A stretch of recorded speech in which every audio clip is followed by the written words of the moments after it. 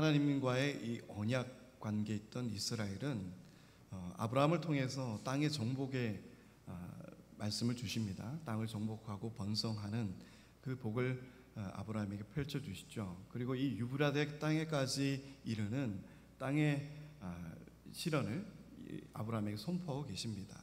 그리고 오늘 마침내 다윗 왕을 통해서 하나님의 이 언약이 실현되고 나타나지는 것을 우리가 바라볼 수가 있습니다. 하나님께서는 사울 왕을 통해서 인간이 요구했던 사울 왕을 통해서 한 나라의 왕을 세우시고 하나님의 뜻을 세우는 왕이 되길 원했지만 그는 하나님의 뜻을 좇지 않았고 순종하지 않음을 통해서 하나님께 버려진 왕으로 기록되어져 있습니다. 이 두 인생의 왕의 모습은 같지만 그의 하나님께서 택하시고 결론지어진 인생의 결말은 너무나도 극명하게 다르게 나타나는 것을 우리 성경을 통해서 쭉 살펴보았습니다.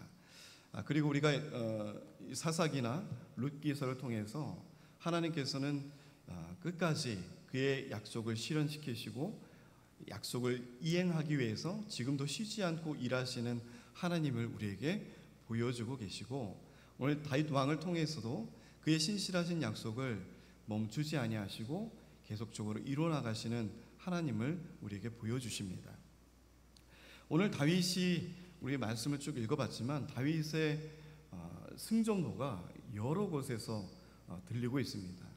늘 이스라엘을 압제하고 핍박하던 이방 민족들 가운데 있던 이스라엘이 이제는 다윗을 통해서 곳곳에서 승전보를 울리게 되고 또 이 모든 것이 다윗이 한 것으로 우리가 보여지고 있지만 그 뒤에는 누가 계시다? 오늘 말씀을 읽어보시면 6절에도 다윗이 어디로 가든지 여호와께서 이기게 하시니라. 그리고 14절에도 다윗이 어디로 가든지 하반절에 여호와께서 이기게 하셨더라.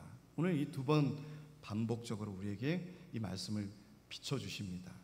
이 이기게 하셨다라고 하는 뜻이 야샤라고 하는 원어의 뜻인데 그 안에는 많은 의미가 내포되어져 있어요. 그래서 물론 이기다, 승리하게 하다라는 뜻도 있지만 구원하다, 건져내다 라고 하는 뜻도 있습니다. 해방하다 라고 하는 뜻이 있어요. 그러니까 어찌 보면 하나님께서 우리에게 승리를 주시고 이기게 하신 이유는 어디서부터 구원해 내신다라고 하는 하나님의 기쁘신 뜻이 그 의미가 포함되어져 있는 것입니다. 오늘 이 이기게 하셨다는 것은 어떤 전쟁에서 쓰여지는 용어가 아니라는 뜻이에요. 전쟁 용어가 아니라는 뜻입니다. 그래서 하나님께서 우리 인생을 살피시고 지키시고 인도하시고 구원해 내시는 그것이 바로 우리가 이기는 삶이다라고 하는 것이에요. 그럼 우리가 우리 인생길을 살아갈 때 어디에서 구원을 받고 해방을 얻고 건져냄을 받아야 되는 것입니까? 우리의 삶 가운데 우리를 회방하고 우리를 방해하고 우리를 올무에 씌워지는 악의 세력으로부터 우리를 구원해 내시고 건져내실 때 우리의 믿음이 견고하게 세워지는 것 아니겠어요? 사울 왕이 망했던 이유가 뭡니까? 그가 사특한 영이 들어와서 그 하나님의 말씀을 좇지 않고 귀신을 부르는 자들에게 가서 그 뜻을 묻고 어찌 보면 악령이 들어옴을 통해서 악이 들어옴을 통해서 그의 인생이 완전히 무너져 내려가는 것을 볼 수가 있습니다. 그러니까 하나님께서 늘 승리의 삶을 인도하여 주시지만 그것을 유지하고 또 그것을 쭉 이어져 갈 수 있는 비결은 하나님께서 우리를 지켜주시고 건져내 주시지 않으면 안 된다고 하는 것이에요.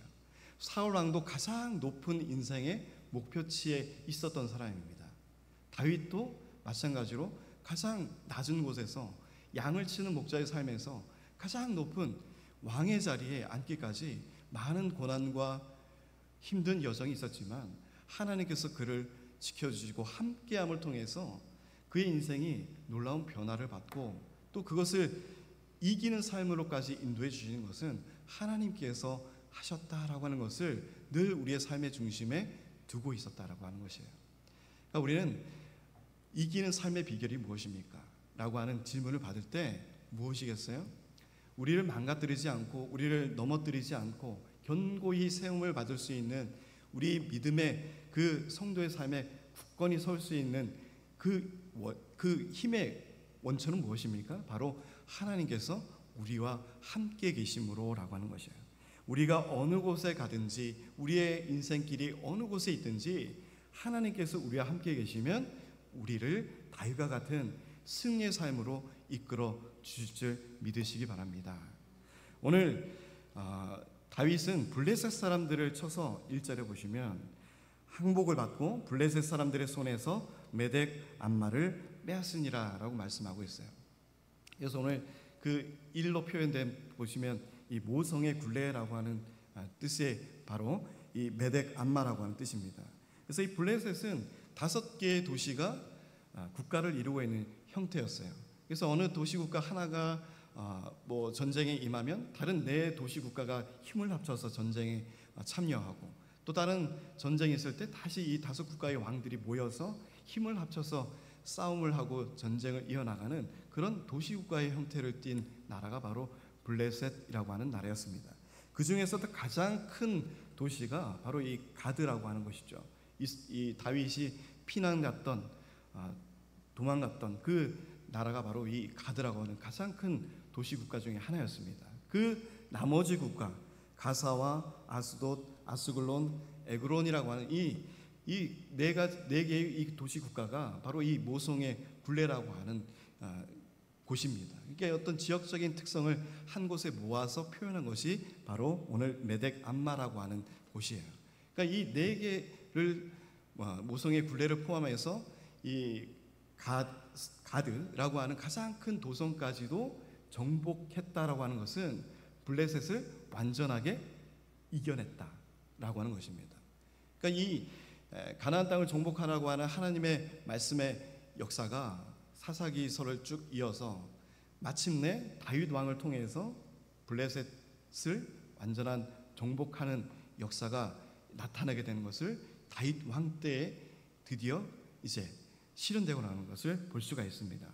그래서 이 그 후에라고 하는 그 후에도 오늘 우리가 전장의 말씀을 우리가 읽어보면 다윗의 기도가 나오죠. 다윗의 기도가 이렇게 말합니다.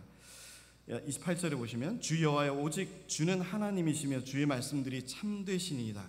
주께서 이 좋은 것을 주의 종에게 말씀하셨사오니 이제 청하건대 종의 집에 복을 주사 주 앞에 영원히 있게 하옵소서. 주 여호와께서 말씀하셨사오니 주의 종의 집이 영원히 복을 받게 하옵소서 하니라 라는 기도의 이 신앙 고백을 통해서 나타난 다윗의 이후의 삶이 무엇이에요?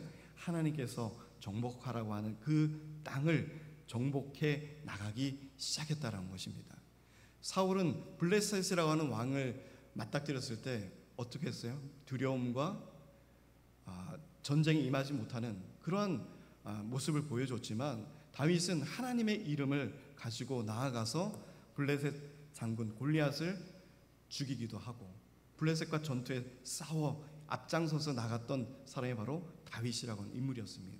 그러니까 하나님께서 원하시는 왕은 누구인가라고 하는 거예요.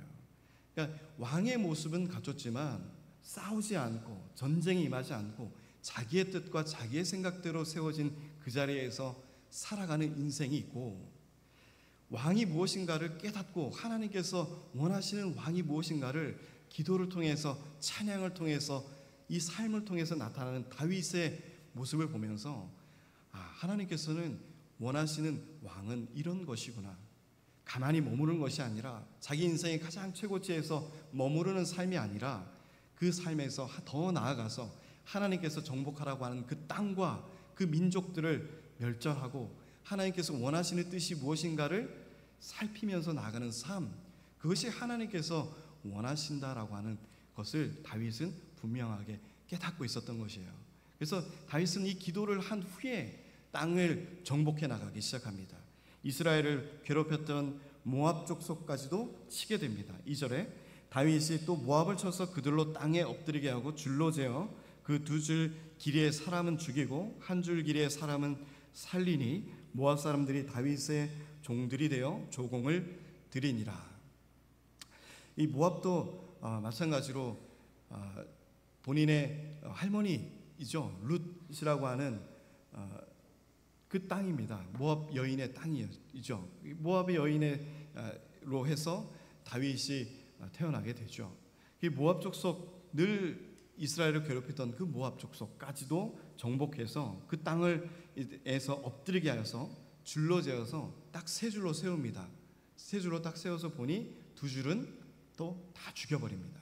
그럼 나머지 한 줄은 무엇이고 두 줄은 무엇일까라고 하는 거예요. 두 줄은 전쟁에 참여할 수 있는 성인들, 장년들, 이런 사람들을 두 줄로 세웠을 것이다. 그리고 나머지 한 줄은 전쟁에 참여할 수 없는 노약자나 어린이들, 여인들, 이 한 줄을 세워서 그들을 종으로 삼은 다윗의 모습을 우리가 볼 수가 있습니다. 그리고 다윗의 종들이 되어 조공을 드리게 되었다. 모압 족속의 말입니다. 그리고 3절에 르홉의 아들 소바왕 하다닷셀이 자기 원수를 회복하려고 유브라데 강으로 갈 때에 다윗이 그를 쳐서 그에게서 마병 1700명과 보병 2만 명을 사로잡고 병거 100대의 말만 남기고 다윗이 그 외의 병거의 말은 다 발의 힘줄을 끊었더니 라고 말씀하고 있어요. 그래서 이 전쟁에 승리해서 얻어진 취해진 이 전쟁의 획득물에 대해서 이 말들의 발의 힘줄을 끊는 행위가 여호수아서에서 기록이 되어 있고 신명기서에도 기록이 되어져 있습니다. 그래서 이 전쟁에 취해서 임했던 이 마병 그리고 이 병거라고 하는 것이 어찌 보면 이스라엘에게 가장 근심거리였고 문제되었던, 그러니까 정복할 수 없고 두려움의 대상이었던 것이 바로 마병과 병거라고 하는 거예요.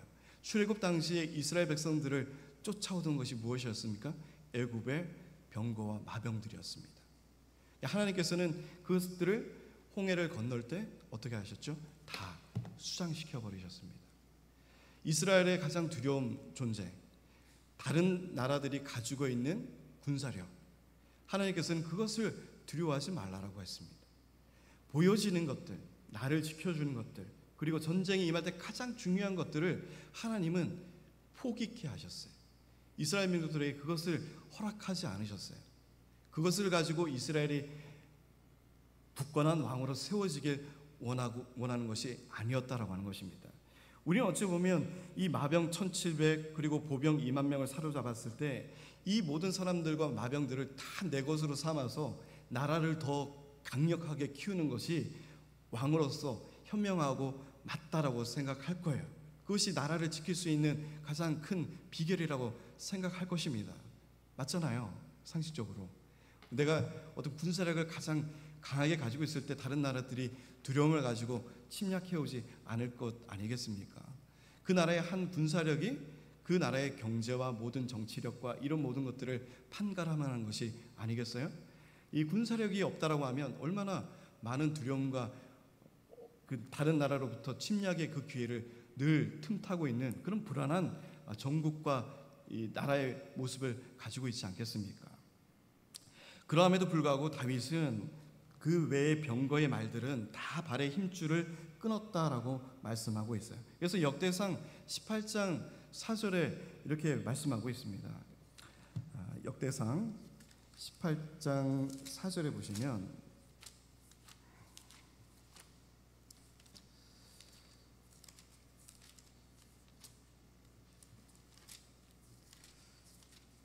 역대상 18장 4절 말씀입니다.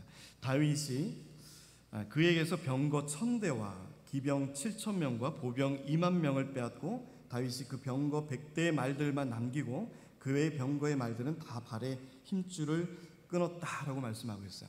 그래서 몇 대였죠? 병거가 1000대입니다. 1000대. 그러니까 100대만 남겼다라고 하는 것은 나머지 900대를 다 부셔버렸다. 그리고 발의 힘줄을 다 끊어버렸다라고 하는 거예요. 그러니까 1000대라고 하는 거기서 10분의 1만 남기고 나머지 900대를 다 부서뜨렸다. 어찌 보면 우리의 상식으로는 있을 수 없는 일이잖아요. 어쩌면 그것을 다 유지해서 부국강병으로 세워지는 것이 하나님께서 원하시고 기뻐하시는 나라, 정말 다른 나라들이 이렇게 쳐들어올 수 없는 그런 나라로 세워지는 것, 그것이 가장 이상적인 왕의 역할 일이 아니겠습니까?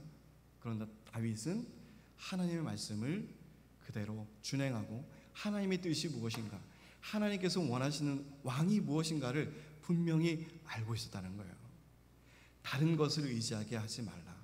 말과 병거와 보병들, 군사력을 의지하는 것이 하나님의 백성이 아니다 라고 하는 것을 하나님께서 우리에게 알려주시는 겁니다. 근데 우리의 인생은 늘 그러한 선택의 기로에 서게 돼요. 하나님의 것이냐, 세상의 것이냐, 이것에서 늘 우리는 혼란스럽습니다. 분명 이것이 나에게 인생길에서 더 유익하고 더 풍요롭게 만들 것으로 분명히 여겨지고 객관적인 사실이지만, 하나님의 입장에서, 하나님의 관점에서 우리 인생을 바라볼 때는 그것이 아니다라고 우리에게 계속적으로 우리의 심령을 두드리고 말씀하고 계시다는 거예요. 그것을 포기하고 내려놓아야지만 하나님의 나라가 보여지고 하나님의 복이 우리에게 임하시는 것을 바라볼 수 있다라고 하는 것을 우리 안에서 하나님께서 계속적으로 얘기하고 말씀해주고 계시지만, 우리가 말씀을 떠나면, 사울과 같이 말씀을 떠나고 말씀을 버리게 되면 하나님께서 원하시는 뜻이 무엇인지를 분별할 수 없는 영의 상태가 되어진다고 하는 거예요. 같은 왕의 모습이지만 하나님이 기뻐하시는 것을 행하는 왕의 모습과 하나님이 기뻐하지 않는 삶으로서의 왕의 모습에 살아가는 인생, 이 두 길 가운데 우리가 서 있다라고 하는 것이 분명하다는 것입니다. 그러면 우리는 무엇을 선택해야 되는 것인가 라고 하는 거예요. 가끔 우리는 이 900병거를 내려놓기를 주저합니다.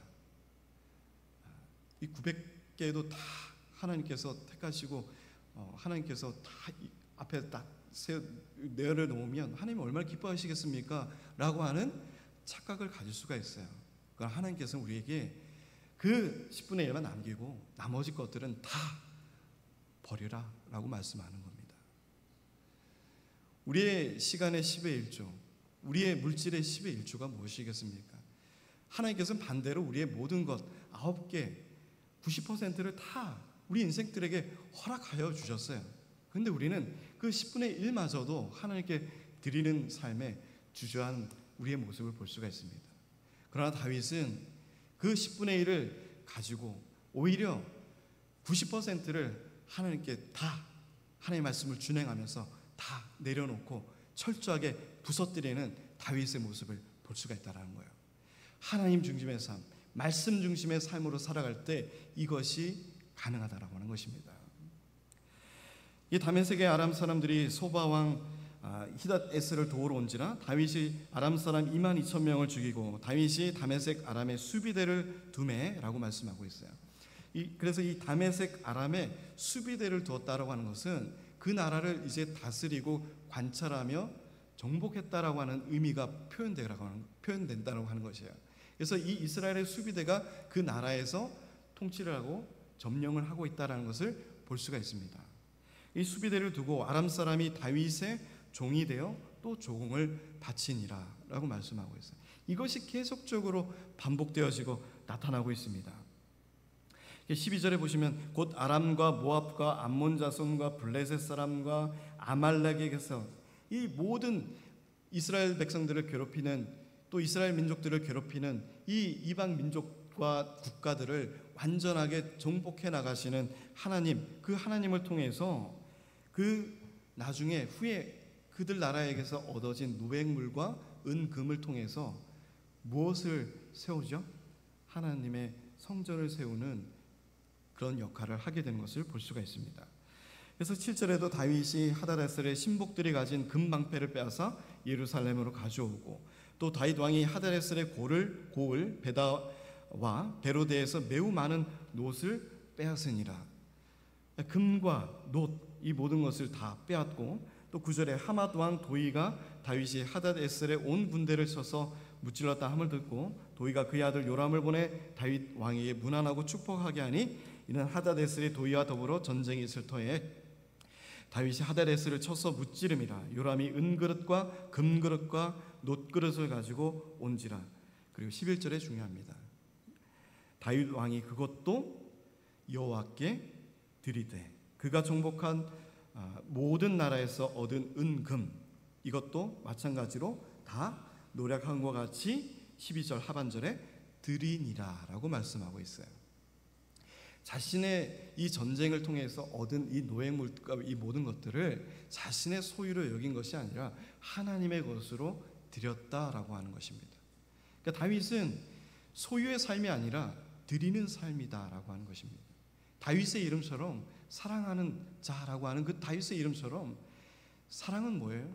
내가 소유하고 가지고 정복하는 것이 사랑이 아닙니다.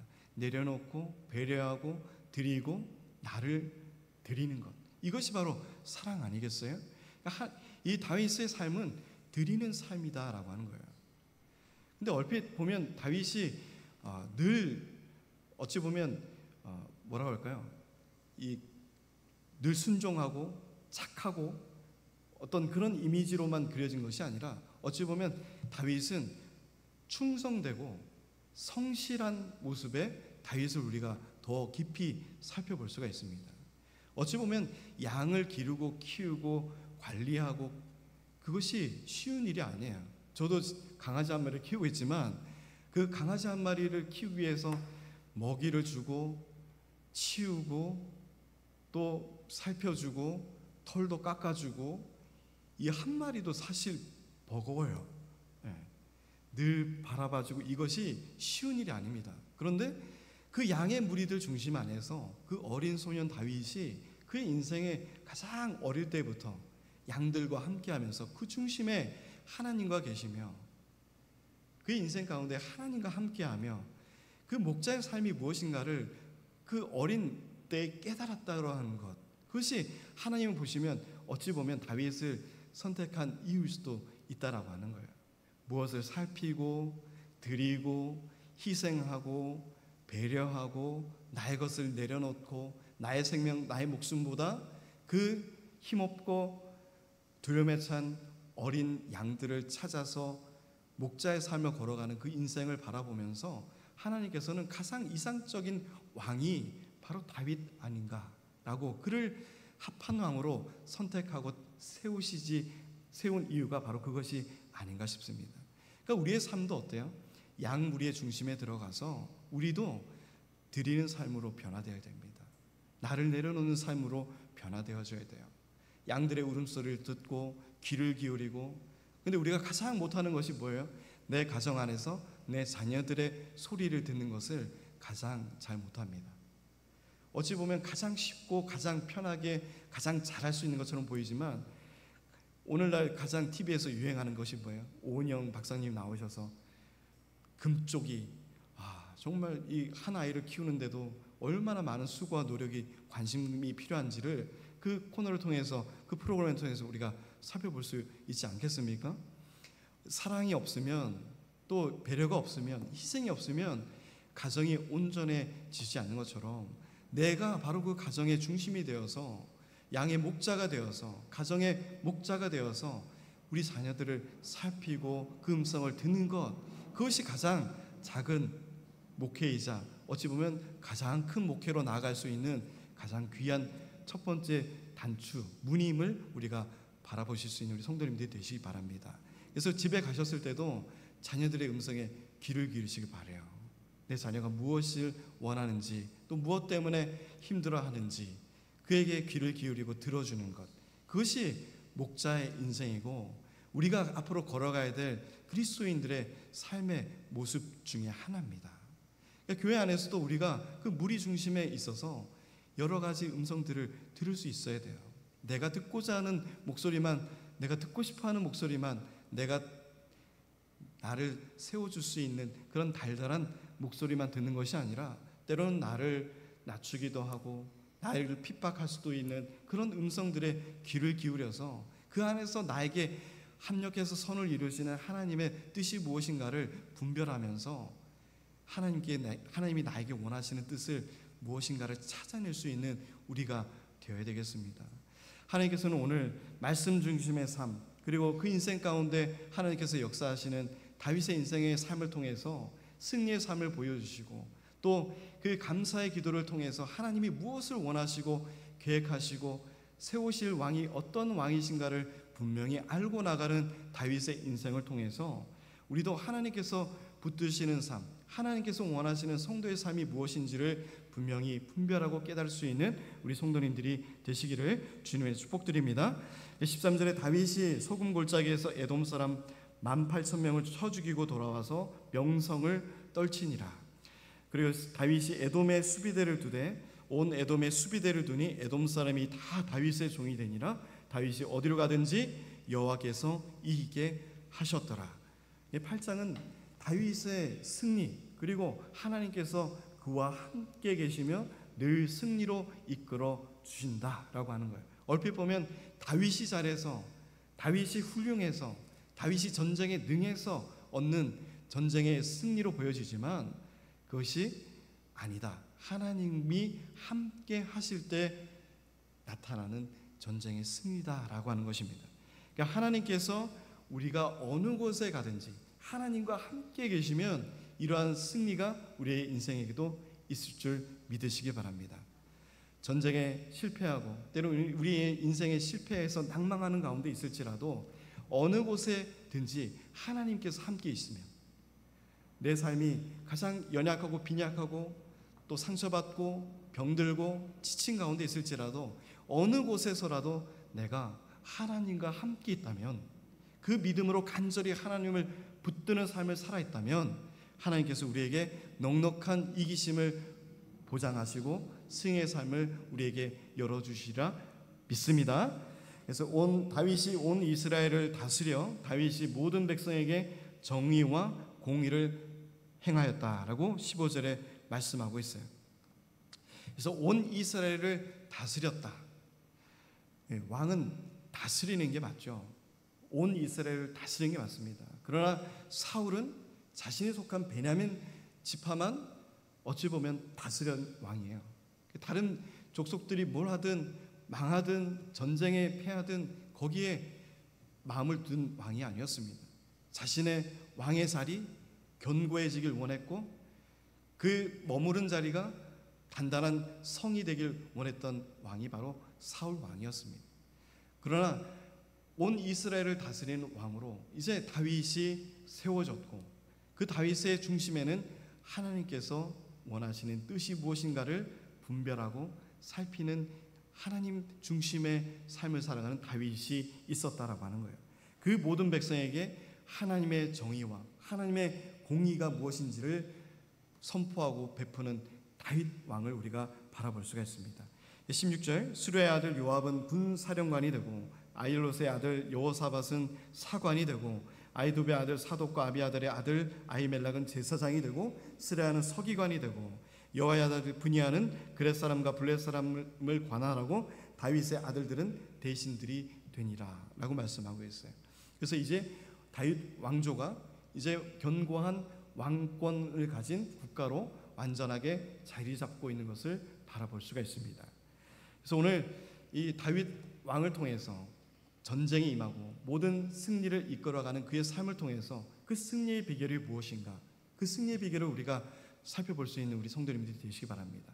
내가 어느 곳에 있든지 하나님이 나와 함께 계시면 나를 어떠한 상황에서 어떠한 어려움에서 나를 구원해내시고 건져내시는구나. 그것이 이기는 삶이구나. 하나님께서 나를 인도하시는 삶이구나. 그것이 승리의 비결이구나. 늘 어느 곳에 있든지 하나님과 함께 하실 수 있는 우리 성도님들의 삶, 인생이 되시기를 주님의 이름으로 축복드립니다.